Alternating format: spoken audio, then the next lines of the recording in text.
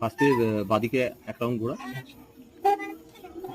আবার ডান দিকে এক রাউন্ড, বাঁদিকে এক রাউন্ড ঘুরিয়ে 25%, আবার উল্টো 25 এক পা, আবার বাঁদিকে এক রাউন্ড 50%, আবার উল্টো দিকে 50% কভার হবে আর 100 এক রাউন্ড, আবার 175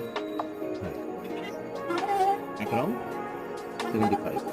এই হাতটা উপর, এটা বডি ব্যালেন্স।